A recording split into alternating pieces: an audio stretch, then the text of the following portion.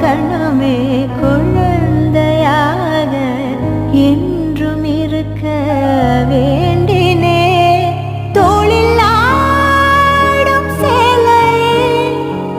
தொட்டில் தான் பாதி வேளையே பல நூறு மொழிகளில் பேசும் முதல் மேதை நீ